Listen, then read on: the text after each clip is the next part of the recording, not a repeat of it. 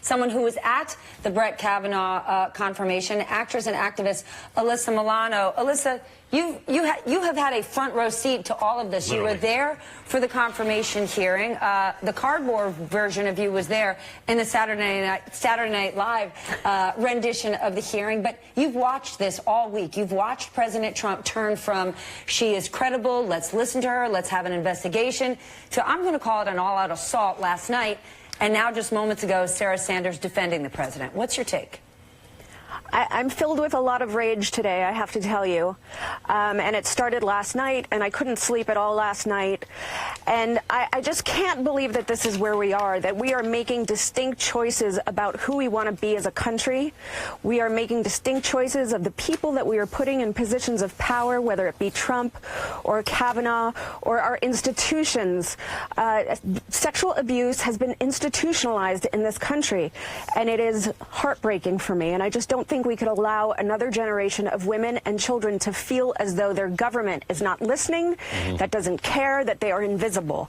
And I'm filled with rage for Sarah to just go on and say, you know, he was just stating the facts. Well, I mean, the sky, I can state that fact, but if I do it tonally a little off, like the sky is blue, I'm mocking someone that may have said that. So tone is everything right now, and we are making a choice, and the Republican Party is making a choice to back this man and this administration in this time, right now, right here, and history will reflect upon this time as being devastating. But I will tell you this.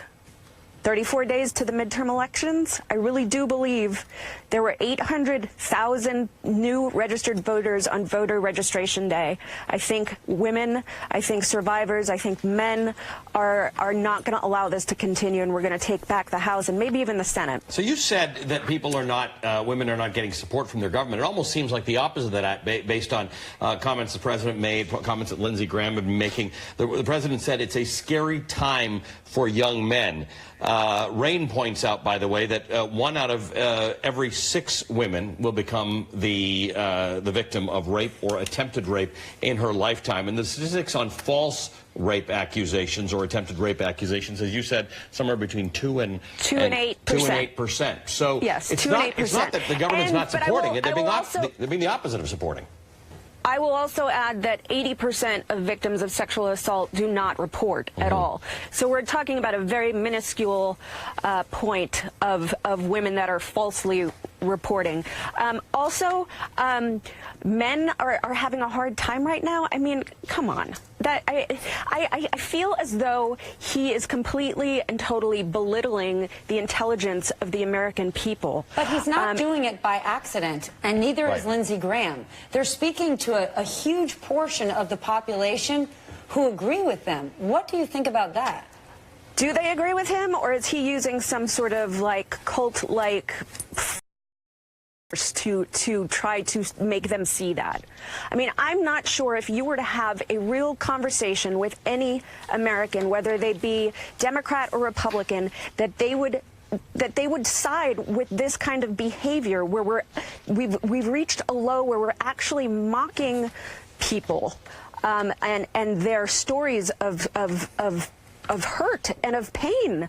Who are we? Who do we want to be as a country? What are we trying to project to the young people of this world, to the young people of this country?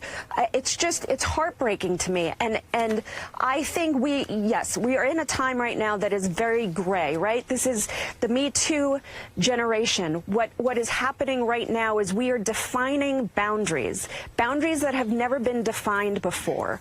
So whereas Trump might say that white men have it very difficult right now, I'm saying that women, young people, have had it difficult for generations and generations and generations, and we will not be silenced any longer. And if that means that men have a hard time right now, then I'm sorry. This is the way the pendulum has to shift for us to have equality and security in our country and within our societal views of what it means to be a woman. We are considered less than, and we cannot stand for it anymore.